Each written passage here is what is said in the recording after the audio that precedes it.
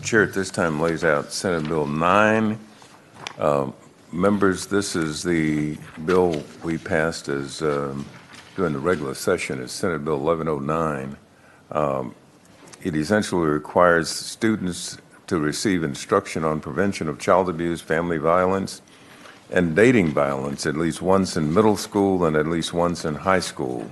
There's several kinds of instructions that take place, and unless there are any further questions, members, of me.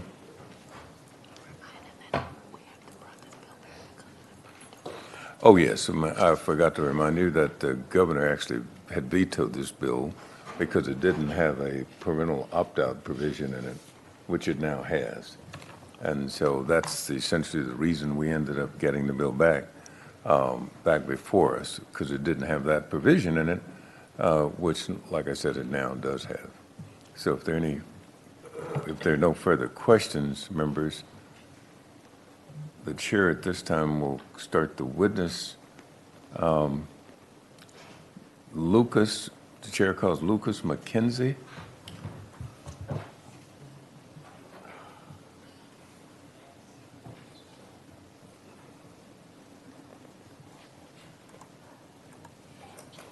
Lucas McKenzie.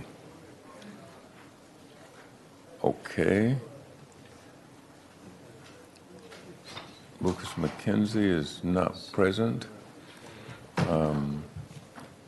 but he was for Senate Bill 9, and he will be shown as being for Senate Bill 9, but not testifying. Chair calls Cindy Castilla.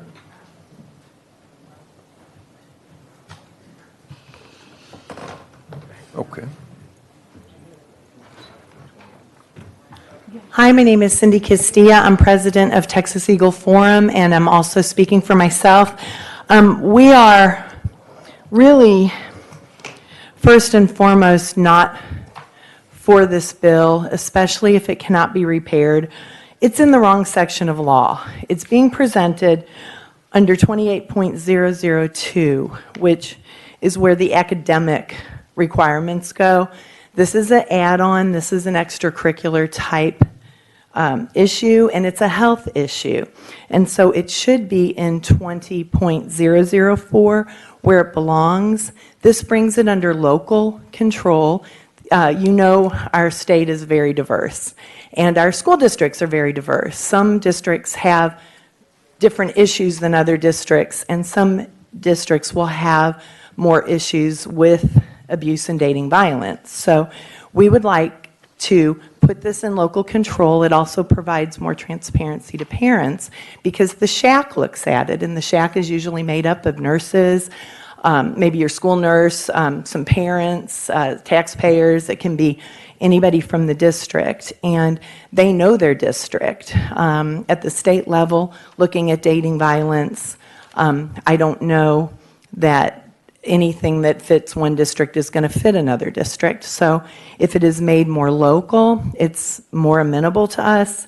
The SHAC's meetings are now filmed, and the citizens get to see it, and the citizens get to weigh in and choose their school board. And so being local is very important to us for parents' sake, and that's something that we do. We want people to thrive in Texas. We want our children to thrive, and we want our families to thrive, and we think they do a lot better under this type of local control. When it comes to what you're teaching children, there are going to be families who don't want a young child, maybe they have a child who's not maturing as quickly as other children. They may not want to have their child sit and hear about dating violence. It could scare. I mean, you think of a little 11-year-old girl. This could scare her. This could mark her. When we talk about kids who aren't parented, and that's why the school wants to effectively act as parent by teaching some of this stuff, some of those children who don't have a parent who interacts hear this stuff, and then they don't have anybody to download it with. And that's disconcerting to us as well, to just put heavy issues on children that may go home and have no one to talk to about it. So we like that under 28.004, it's going to fall in an opt-in instead of an opt-out. Children whose parents are absolutely not involved aren't going to opt them in. That's probably safer and better for the child. And I have a copy of our information here on why we don't support this bill. And we have another person from Texas Eagle Forum who's going to speak on an issue, a particular issue we have in this bill that we're concerned with. Thank you very much. Any questions of Ms. Castillo, members? Not hearing any. Thank you for being here. Thank you for your testimony. The chair calls Julie Pickren.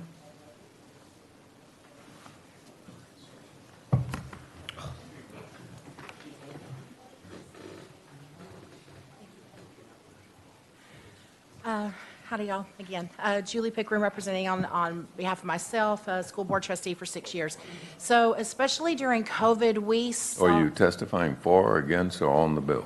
I'm going to testify on the bill, because I have a couple of points that I would like to point out. On the bill? Well, Yes, sir. I'm sorry, I'm listed as for. you're listed as for. Yes, sir. I would like to change, I do agree with Cindy that should come out of 28.002, then should go to 28.004, where it's more of a health issue than an educational issue. So do I have your permission to change your testimony as on the bill rather than for the bill? Yes, sir. Okay, Thank you, sir. all right. Go Okay, ahead. so, during COVID, especially the data that we received back at the school district, that child abuse in Texas and abuse in Texas is just at a record high. The stress of COVID on parents and the economic situation and everything going on, abuse is just out of control right now.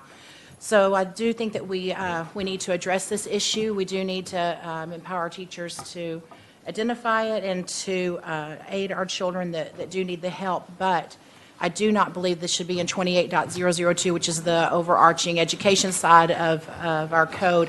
And it does belong in the health section where parents can opt in or opt into the program.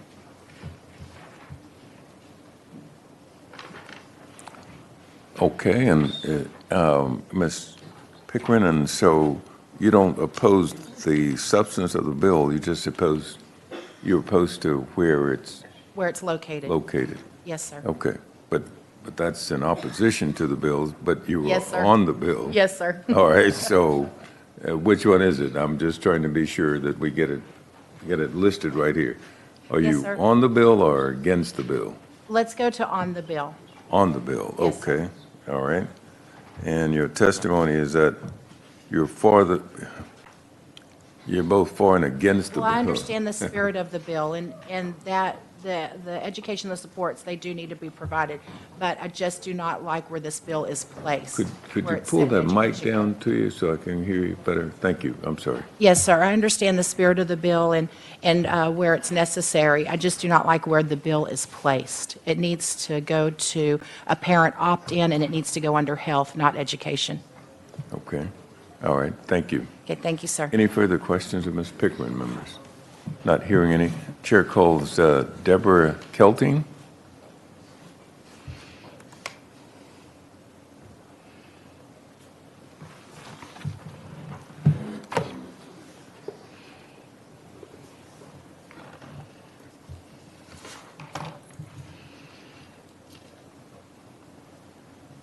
Hello, I'm Deborah Kelting Fight, and I am the SREC, the Senate Republican Executive Committee woman for SD7, but I am representing myself here today, and I am testifying against this bill because it is redundant. I think the topics in the SB 9 are already being addressed in education law, and the SB 9 is promoting the education of dating violence, which is, and they want it included, in this bill it's included in education law. And so under this provision, I would like to reject this bill because under this provision, it is the opt-out instead of the opt-in. And so it is so controversial, and it's pretty, I mean, when you start looking at the sex provisions, the sex ed in it, I think that parents opting in can be more engaged and understand what their children are learning. And when it's opt out, the less engaged parents may not review it as in-depth. But if this legislature insists on passing the bill, then there might be some amendments. And one would be that instead of the curriculum being taught under the education law, that it be taught under health, because health includes the opt-in for parents. So, and then the last red flag on it is that the dating violence avenue brings in a lot of times the comprehensive sex education, because this the dating violence is more prevalent with the same-sex relationships. And so this historically has brought in the comprehensive sex education, and that is, it promotes sexual activity. It states things like everyone is doing it. It promotes exploration with the same sex and opposite sex. It's a pretty, it's just vulgar, the CSE. The national sex education standards are pretty strong too, but the CSE standards are written by the LGBTQ and Planned Parenthood, and they're pretty promiscuous. So that being said, if it were to pass, I'm hoping it doesn't, but if it were to pass, they would include it in health, where parents would have the opportunity to have to see what is being taught to their children with the opt-in option. Thank you. Any questions of this witness, members? Yes, Mr. Chairman. Yes, I think there's a question from Mr. Yes, sir. Lozano. I have a question. I was just thinking right now about just the child abuse portion of it, whether if you would support it if it was just child abuse, and if it was not opt-in or opt-out, if it was mandatory. Because if there's a child that's being abused by the parent, do you think the parent would opt in? Or wouldn't they always opt them out? They don't want their child to know what abuse is. Would you agree? Well, I think the bigger dynamic of the dating violence is with the same-sex relationships. Oh, It's more prevalent there. I'm talking about just child abuse. So let's say there's a child being abused at home by the parent, and then the parent gets a notice at home that says, and this parent's an abusive parent, do you want your child to learn what child abuse is? Do you think that parent's going to say, yeah, I want them to know what I'm doing? Well, I think that there are some other bills that would be more inclusive, and then there are perimeters within the schools to have, children speak up. But as a whole, subjecting children to the CSE, the comprehensive sex education, that's going to hurt many more children, because the comprehensive sex education is, if you will, I do have a link on one of them, I'll bring it back here.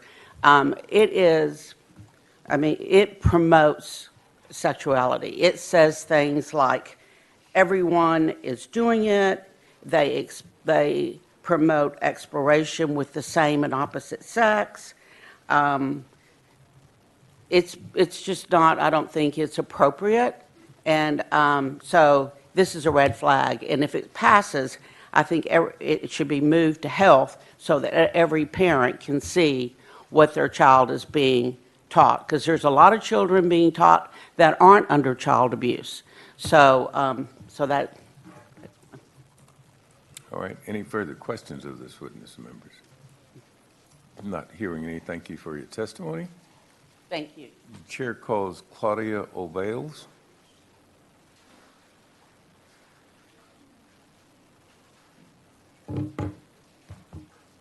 Hi, thank you. My name's Claudia Ovias.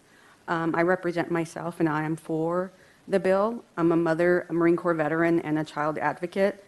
I currently work as a youth specialist for child programs, and part of my job is to be a mentor and educate children, but also to protect children. SB 9 is about student instructions regarding child abuse, family violence, and dating violence. I would like to ask if there could be an amendment made to the bill to address various aspects of child abuse and family violence. The aspect of psychological, mental, and emotional abuse is often neglected in our education and legal system, even though it's a serious form of abuse. Abuse does not have to be physical or sexual to leave serious impacts on the victim's lives. In fact, all forms of sexual and physical abuse ultimately start from and is about psychological abuse first and foremost. The Texas Department of State and Health Services states that a 2013 report states that 59,935 children under the age of 18 are the children of divorce. A key aspect of family violence is that abusers will try to isolate victims from the victim's support network, immediate family, extended family. Abusers may do this by bad-mouthing, manipulating, and coercing the victims to give up the relationship or physically blocking the contact between victims and the other people, especially with the victim's parents.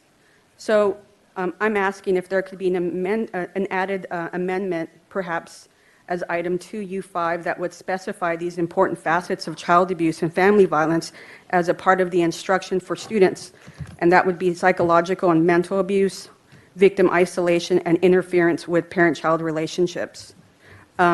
Nearly 3 million U.S. children experience some form of maltreatment annually, predominantly by a family member or other caregiver, according to the U.S. Children's Bureau, and I believe that we need public awareness initiatives to help people understand.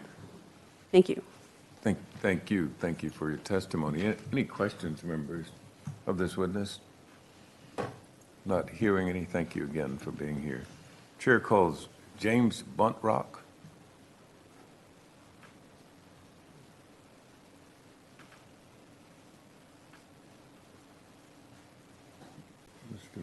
Okay. My name is James Buntrock, and I'd like you to correct the record, if you would, so that I'm speaking for myself and for my church, Glorious Way Church in Houston, Texas only. Okay. That's what we have. That's what we have right now. Okay, very good then. So I would add this comment on SB 9, that this really belongs into the health section. This section includes sex ed and other topics that are protected by the opt-in feature for parents. Having an opt-in Are you feature. testifying against the bill or for the bill? I'm testifying against the bill. Okay, sure. With I'm this sorry, point. Go right ahead. We need to have an opt-in feature. It really belongs under the health section. Having an opt-in feature really maximizes the parent involvement on this and provides protections. Not all students need to hear this subject matter, and we need that protection. Did you all testify against this bill in the Senate? I did not testify You against did this not, bill. okay, all right. I just wondered, because the Senate passed it unanimously, and I wondered if the Senate at all had the luxury of your objection. No, I was not part of that testimony. Okay, all But right. that would be my major objection to this bill. All right. Any further questions, members? Mr. Buntrock? Thank you for being here, Thank sir. you. Is that all the witnesses?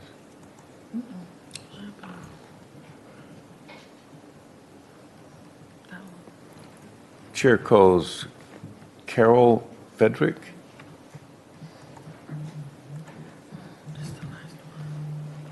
And this is the last witness I have for this bill, members. Good afternoon. Thank you for hearing this bill. I'm going to my name is Carol Fedrick. I'm here speaking for Texas Eagle Forum and myself, and I'm opposed to every part of this bill. I'm not in favor of any of this bill. 28004, it's where it should be, but this is already covered in Chapter 115.26 for sixth graders, .27 for seventh graders, in the TEKS already, and that includes the family violence section of it.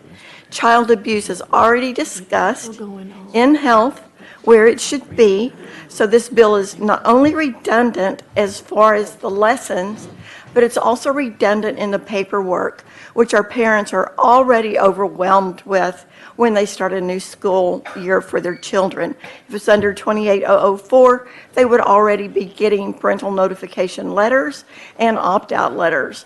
This is especially burdensome, I believe, to families that are not fluent in English or even in possibly reading their language. But I'm mostly opposed to this bill because of Section 4B, C. It would make the schools responsible for reporting procedures, having reporting procedures and guidelines for students who are victims of dating violence. There is no limit to this section. It's not limited by time. It's not limited by place. Any student can come up and accuse someone else of sexual violence, dating violence. How long ago? Last week, week before last? Where does the student that's accused of this sexual violence, where is his ability or her ability or their ability to protect themselves? Where does this reporting procedure go? Whose record does it go on to? How long does it stay? What do they do with this information?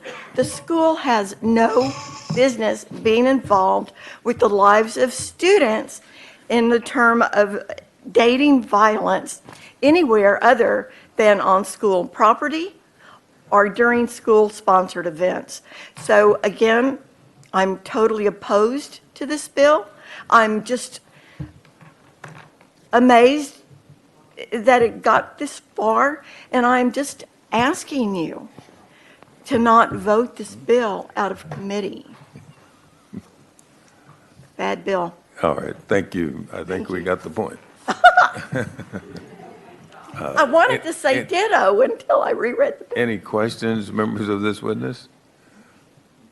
I think not. That's the last witness affirmation. Is there anyone else here who would like to testify for, on, or against Senate Bill 9? Are you registered, ma'am? Sure. What's your name? Mandy Kimball with Children at Risk. Mandy? I Hold on, provided hold on. written testimony, not oral.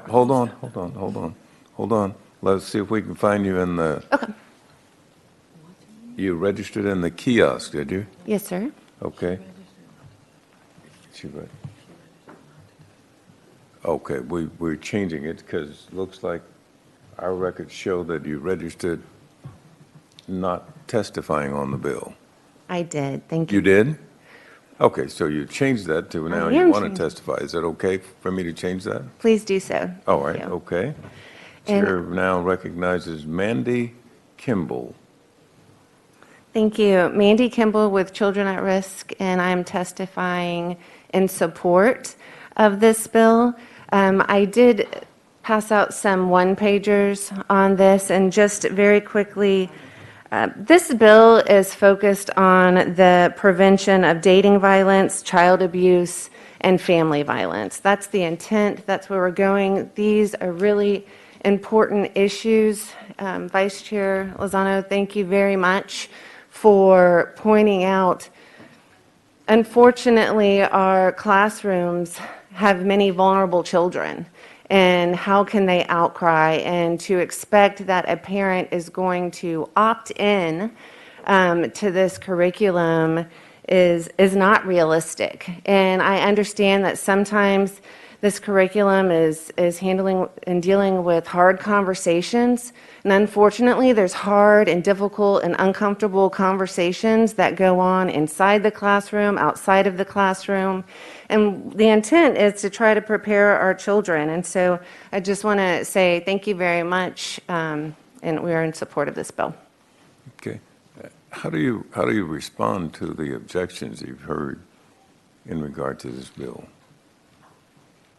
I heard a lot of opt-out, correct? And I think that that it should be an opt-in. Right. And I feel like it should be an opt-out. That's how you're really going to be able to reach the children who need to be educated on this or who are in difficult situations. It's in prevention of this, of violence. Right, and how about the other objection that it should be in the health section as opposed to the section where it is currently?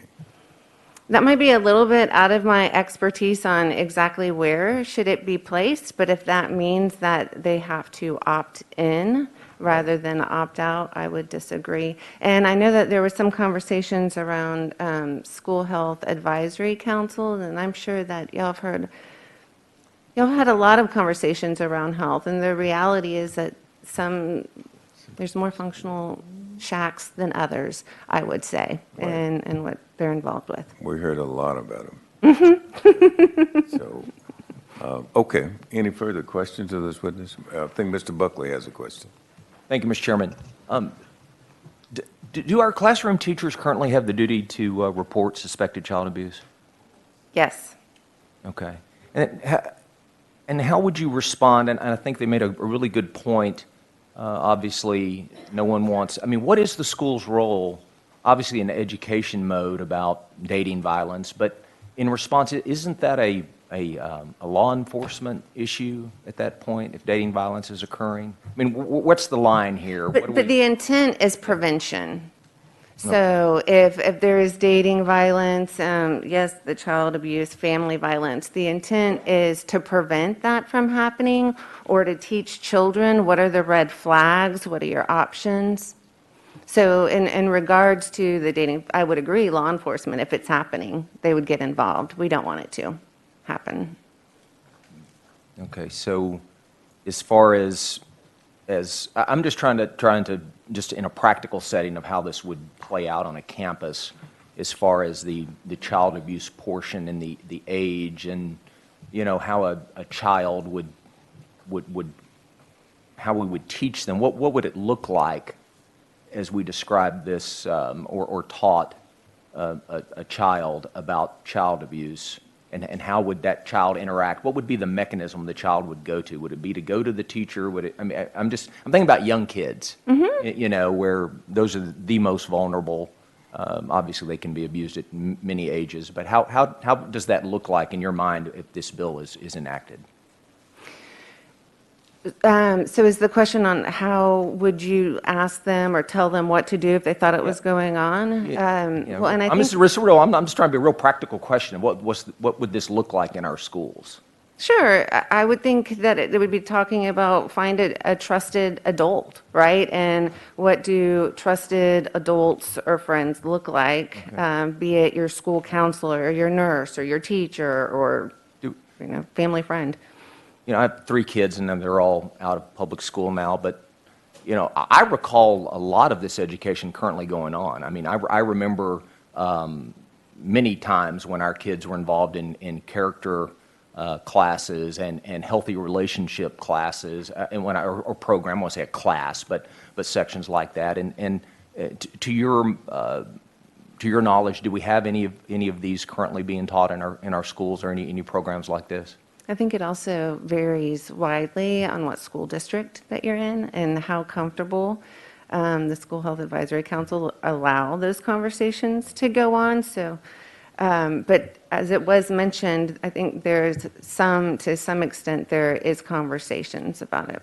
Yeah, I know in one of the major districts in my district, we have a program called Worth the Wait that we've had since I was on the school board back in 2002. That has a whole section of age-appropriate, healthy relationship programs, and so I think some of this exists currently.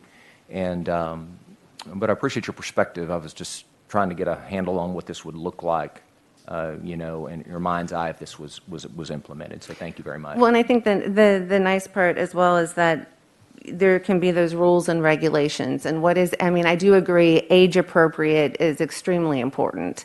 And we have health experts and developmental experts to help guide those conversations on what is appropriate and not for the classroom. So I'm sorry, but I know in some of the districts that I know, they have very robust shacks that now are under statute now. They're going to have to video meetings, and they have to post the meetings. They're much more public setting. Is that and I'm sure not all shacks are created equal, but isn't that a positive step? I mean, as far as getting nurses and parents and other health and behavior professionals involved at a shack level, so they're guiding the recommendation to a school board for the ultimate local control, which what we always talk about. Yeah, I definitely think that their opinions should and expertise should be considered. I think it could also happen at the state agency level as well, as if some school districts might not have the robust expertise or provide information. Okay, all right, I appreciate it. Thank you. Thank you. All right. Any further questions of this witness, members? Not hearing any. Thank you for being here. Thank you for your testimony. Chair calls Teresa Thomas.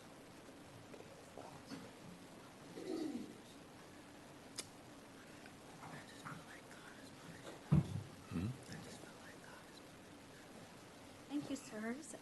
Thank you, sirs. I'm Teresa Thomas, and I'm here to stand against the bill. Didn't know I was against the bill till I heard all that was going on.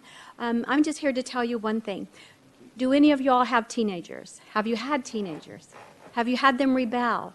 Have you had them get together with their friends and say, my parents are abusing me? Be very careful, be very cautious. CPS is another entity that can get easily involved if you all are not cautious with this type of legislation. And that cannot be undone. Once you start training them, then you're teaching them possibly values to go against their parents. If they're mad at their parents that they didn't get to go out Saturday, just be very, very cautious. Remember, once CPS is called in, that's an entity that a family is going to have a lifelong effect upon. The other thing is, as a healthcare provider, we are taught the signs and symptoms of abuse. I could lose my license if I do not report it. Teachers are taught those signs and symptoms of abuse. We have layers to protect these children. We don't need to go in and disrupt families that are whole, that are going through trying times.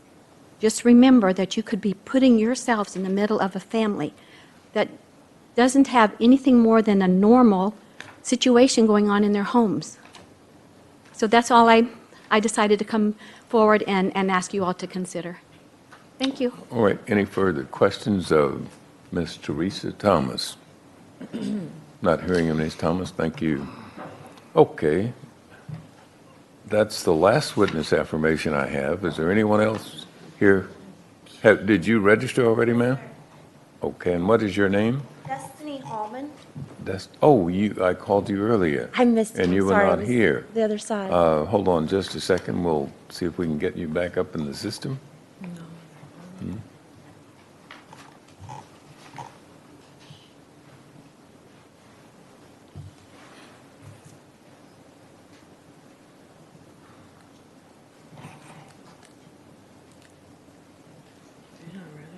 Yes, she was. I called her name. Destiny Hallman. Yes. No, you didn't. I did call the Destiny Home today. Okay. Yeah, I did. Look, this is the Cindy Castillo. Yeah, but she didn't. I She know. wasn't These here. are all the people. I'm telling you, I did. I don't know what. It's Hallman. Hallman is my last name. Okay.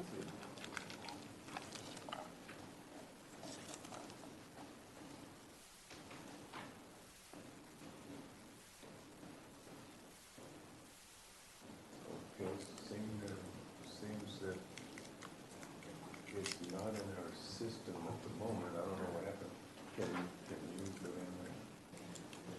I actually voted or said I was for it until I realized more of what was going on. I'm actually trying to change it to against it. Okay. Sure, sure.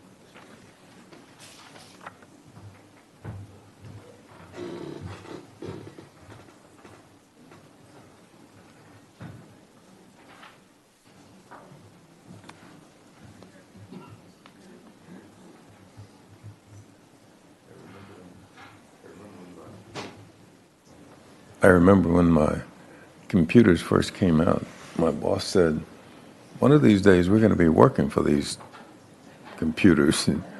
And I think we're there.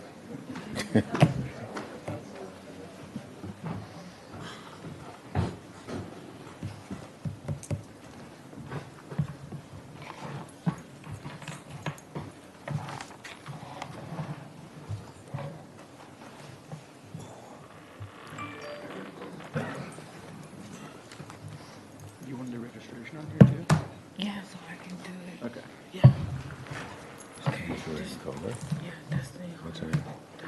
All right, the chair calls Destiny Holman. Okay, thank you. My name is Destiny Hallman, and I am against this bill. And for the same reasons the lady just before me spoke about, where do we draw that line when it comes to us parenting our kids? And we already have in place the rules for the teachers if they suspect such things. We also, like you had mentioned, we have things in place that we can acknowledge issues. And if there are further issues where we feel like we need more, that's when we can involve the police. and other people, like she had mentioned, because if we just go out and we start teaching our kids, I was that child who rebelled against my parents. I didn't want to do what they told me. I'd much rather go do what I wanted to. So it's a critical time when they become that age where we have to focus on morals and values. And I feel like our parents are the ones who teach us those things. And yes, there's a point where we have got to pay attention to these students, but I don't believe this is what we need to do. I feel like we are getting away from the basics, and that it's important for us to still have our rights as parents to educate our kids on morals and values. So that's all I have to say. Please do not send this to the committee, please. Any questions of Ms. Holman, members? Not hearing any. Thank you, Ms. Holman. Thank you for being here. Okay. Is there anyone else here who would like to testify for, on, or against Senate Bill 9? Not hearing any. It's the chair's intent to leave Senate Bill 9 before the committee as a matter of pending business.